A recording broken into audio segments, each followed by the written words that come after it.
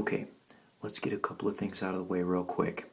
Number one, yes, I am in the bathroom. I am not taking a Duke right now, but I am in the bathroom because it's the only freaking place I can find in my house to get away from my wife and kids for like 15 minutes so I can do something really important like give the fantasy football recap. I know you all understand. Don't judge me. You all would do the same thing in my position. So shut your face up. There's a couple of things that I just wanted to go over briefly, and I'm not going to make this a really long video today. But I just wanted to say, first of all, how proud I am of everybody with regards to motivation through week 2 of fantasy football. Normally, you're going to get a lot of people who are going to be productive, loud on the message boards, and very interactive, especially through the first 2 or 3 weeks of fantasy football. But I am getting a lot of different feelings about our league this year in that, I really believe that people are going to stay motivated throughout the season, and I can tell that primarily by one thing, which is waiver wire pickups. You'll notice in the past first 2 weeks, which is normal, that there have been a lot of waiver wire pickups. But what's different about this year is that anybody who knows anything about football knows that for the most part, the waiver wire has been about as barren as Madonna's uterus. So the fact that people are picking up a lot of people on a waiver wire that looks like the freaking Sahara Desert tells me a lot about how serious people are about winning their games, which is really exciting because I think that their motivation is going to finally last longer than about week 3 or 4. Now, with that said, I just want to, instead of recapping what everybody has already done last week, give you kind of my predictions and some of my evaluations about people's teams and their matchups for week 3. Well, I figure I might as well just start with myself. I don't really like to talk about my team very much this year. It's somewhat of a sore spot, and for the most part, this is a year that I think after 13 weeks, I'm just going to try to forget about. In any case, I'm playing Sean DeMarco Polo.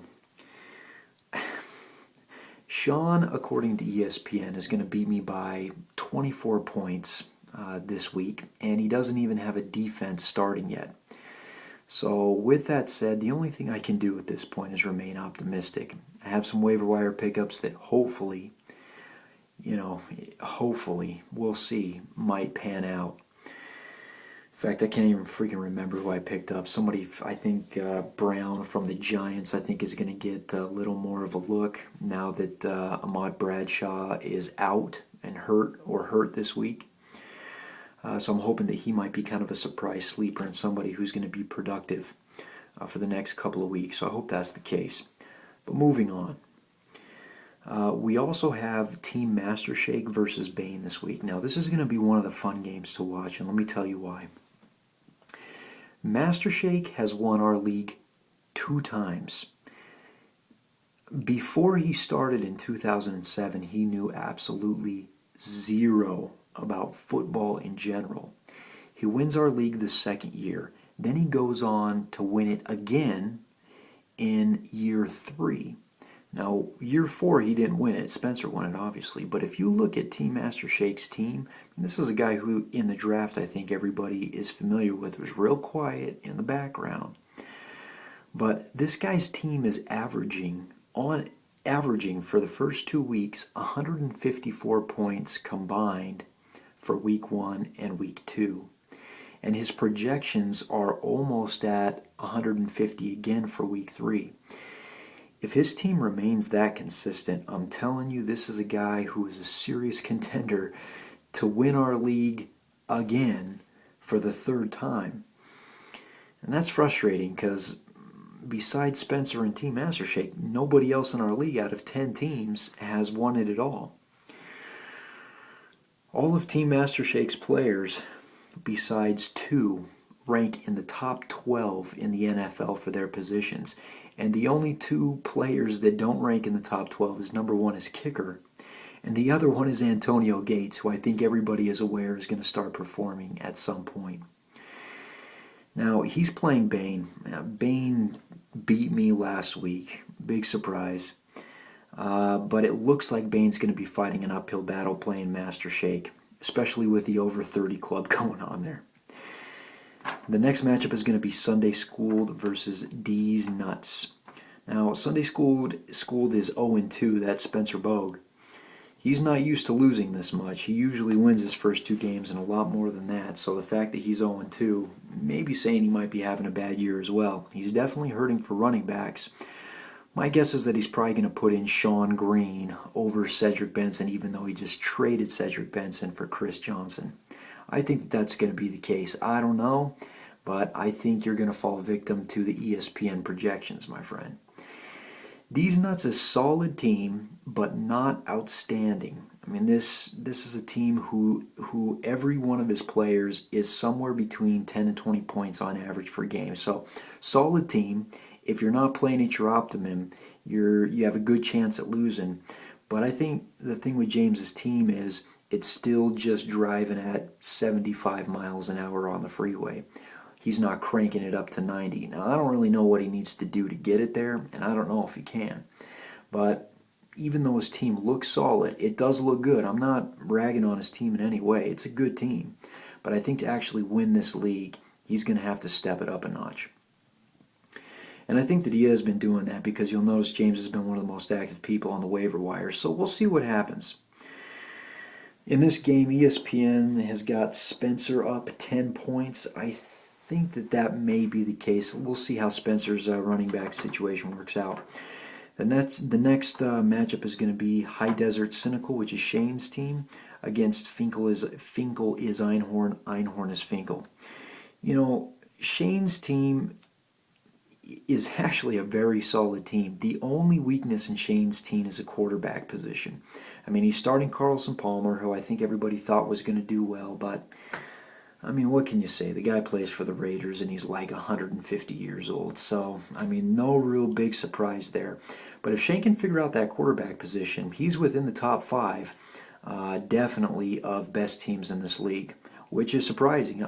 You know, Shane, I got to give it to you, dude. I did not think that you were going to draft that well, and I really didn't think that your team would do that good. So, kudos to you, man. I stand corrected. Your team looks pretty awesome this year.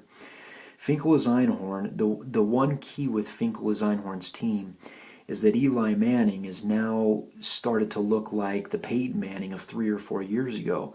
I mean, I don't know what he had, like 41 points last game. And honestly, his fourth quarter drives are some of the best in NFL history. I mean, I don't know how you can really refute that. I mean, the guy is clutch. And for the most part, even though he talks like he has autism, for the most part, I think that he is going to be a standard big number producer for Finkel's team. With also his wide receiver position and Roddy White doing pretty well, I think this is going to be a pretty good matchup. His only real weakness here is his bench. Ahmad Bradshaw, is going to be out, and he's not doing very well, and there's not really much on his bench to replace him. So if Finkel loses his team or loses this game, it'll be on the backs of his crappy running backs.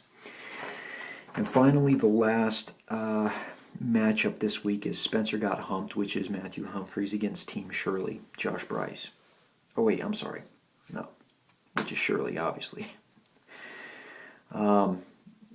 Matt's team is good as well. Definitely within the top 3 or 4, I think, of this league. He's got 4 players who are averaging over 20. I mean, there's not really much you can say about Matthew's team except that it does well and it performs well. And if you're playing him, you got a good chance of losing. I don't care how good your team is. So, I don't think he really needs to do much in the way of waiver wire pickups, and I don't think that you'll see him being that active, and I think that's probably a smart decision. I don't think that dropping and picking up players for him is really a wise choice at this point. Team Shirley's team, all he's really got is Aaron Rodgers, to tell you the truth. He is not on an upward slide in any case. His team does not look that good, but Shirley, I will say this much. It's not your fault, dude. It's not your fault. It's not your fault, dude. It's not your fault. Team Shirley's team is unfortunately plagued with injuries. I mean, check out this list of injuries that he's got. Brandon Lloyd, Greg Jennings, Jamal Charles, and Jonathan Stewart. That's 4 of maybe about 7 or 8 that are plagued with pretty good injuries. And I got to be honest, that's not his fault, and those are not small names either. Well, in any case, that's it for the matchups. So I'm going to go ahead and end this video. I'll post one more as well to kind of go over just general stuff in the league.